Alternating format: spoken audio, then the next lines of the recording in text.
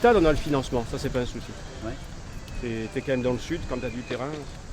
Mais moi je suis pour la il faut d'abord susciter le besoin du stade. Voilà, pour l'instant je vais essayer de remplir celui-là de stade. Une fois qu'on aura rempli celui-là, on va essayer d'en remplir un plus grand. Quoi. Aujourd'hui je me sens. Mais bon, on y travaille bien sûr. On y travaille, on a le terrain, on y travaille, oui. Le plus important au début, quand on arrive là, une feuille blanche pratiquement, même s'il y a les éducateurs, les bénévoles du club, mais quels sont qu'on se fasse un peu une idée, quelles sont les priorités ou les choses qu'il ne faut pas manquer dès le départ quand on arrive dans un tel projet? Au départ, il faut recadrer les gens par rapport au projet. Quoi. Leur expliquer que ce qu'ils pensaient avant n'est plus valable aujourd'hui. Notamment, alors le sportif, c'est que la notion de haut niveau qu'ils avaient n'est plus la bonne.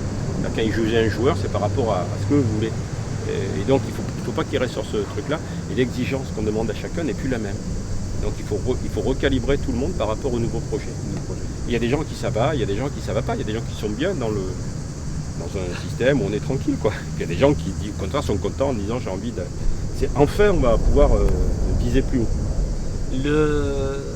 Dans le management du football, du rugby, il y a des points communs. Est-ce que tu as vu tu t'es déjà aperçu qu'il y avait des différences, manager les hommes, les joueurs, est-ce qu'il y a des points communs et des grandes différences? Comment on peut relier les deux? La différence d'abord, c'est que tu as moins peur de l'affrontement physique, cas où, si ça tourne mal. Quoi. Parce que des fois dans le rugby, tu dois dire à un mec qui fait 120 bars et qui mesure 2 mètres qu'il est nul. Bon, dans un footballeur qui pèse 65 kilos, c'est moins... Non, à part, je trouve que le côté... Bon, moi, je connais les footballeurs à ce niveau-là. C'est vraiment des gamins, quoi. Ouais. C'est des gamins. Le joueur de rugby à haut niveau, c'est déjà plus un produit fini. Mais bon, c'était pas les mêmes niveaux de division aussi. Là, on est vraiment sur des gamins on a l'impression que c'est la récréation. Une question, personnellement, que j'aurais rêvé de te poser depuis très longtemps. Pour manager des Wilkinson, des Umaga, qu'est-ce qu'il faut? Il faut un peu de champions comme ça, il faut un peu leur rentrer dedans pour avoir des objectifs toujours plus hauts ou ce sont les autres les plus durs à manager. Et derrière cette question, il y a un peu la clé de que tu le veuilles, peut-être la clé de ta réussite. C'est les plus simples à manager. Ouais. Mais après, il y a un truc qui est sûr, et ça a fait rire au début, c'est qu'au RCT, je leur disais, il y a une seule star, c'est moi. Alors je disais en rigolant. Mais c'était en rigolant sans rigoler, c'est à savoir que vous êtes personne. Voilà, vous êtes personne et chacun se met au service du collectif. Mais avec les grands joueurs, c'est le plus simple. Souvent, les grands joueurs sont les plus simples à gérer. Ce qui est le plus emmerdant à gérer, c'est le mec qui a fait un bon match, qui croit que c'est arrivé. Là, ça commence à lui monter au bourrichon, et là, ça commence à être compliqué. Quoi, voilà. Voilà. Mais les grands joueurs, moi, j'ai vu des Johnny, des Umaga, des Matt Guito qui ramassaient les bouteilles, qui nettoyaient. Enfin, les mecs ne se prennent pas la tête. Le choix des hommes, des Wilkinson qui à l'époque est blessé,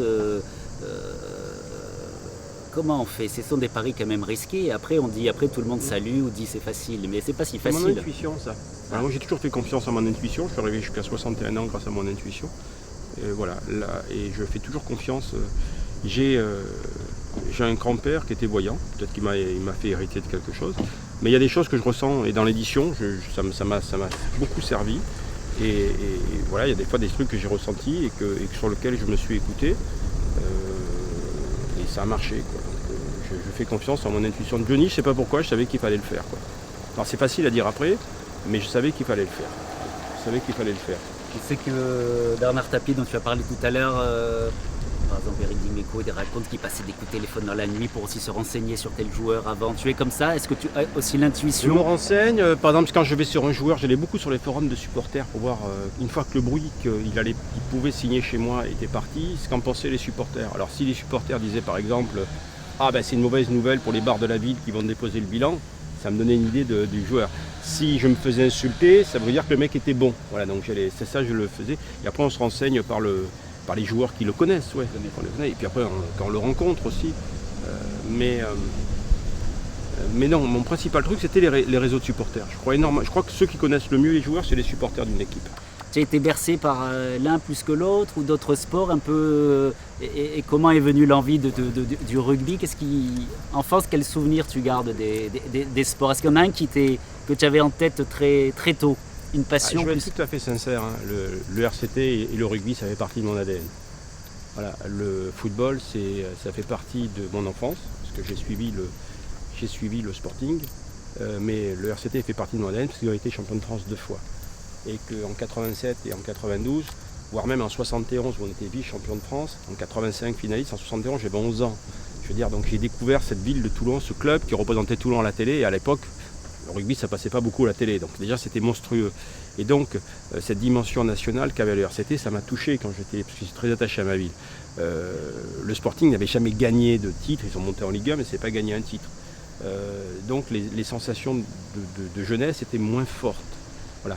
Et après, et là ça ne me fera pas plaisir, je trouve que le rugby est plus ludique que le foot. Voilà. Je m'en cache pas, je trouve que j'ai plus de plaisir à voir un match de rugby qu'un match de foot. Voilà. Mais ça ne veut pas dire que je déteste le foot, mais je reconnais que pour moi le rugby est beaucoup plus ludique.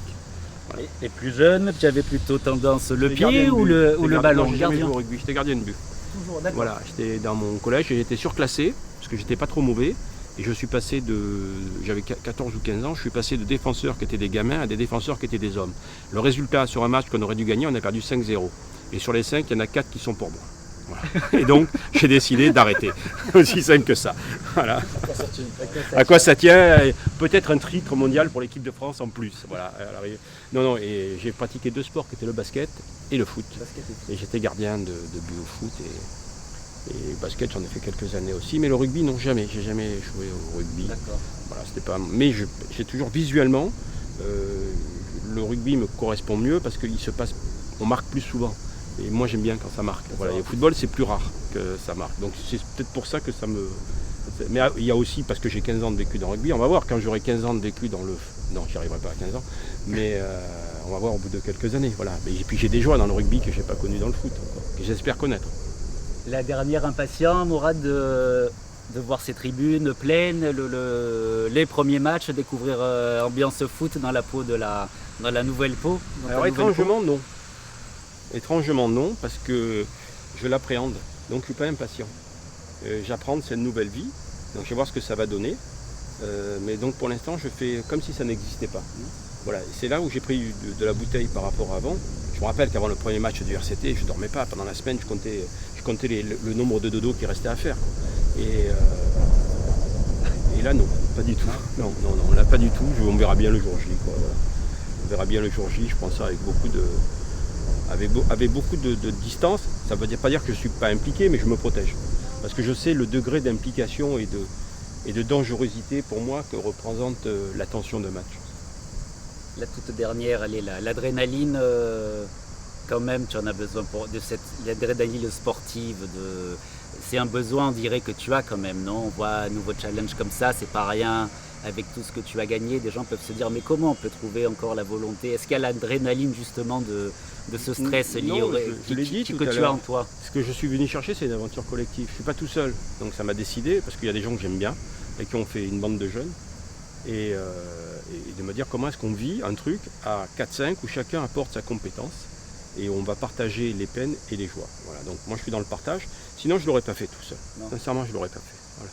Mais c'est assez amusant aujourd'hui de voir, moi qui suis très habitué à faire tout seul, dire ah putain mais ça c'est fait parce qu'il l'a fait quoi. Je n'étais pas habitué à ça, c'est très agréable. Mourad, grand merci. Merci à vous. Allez, super.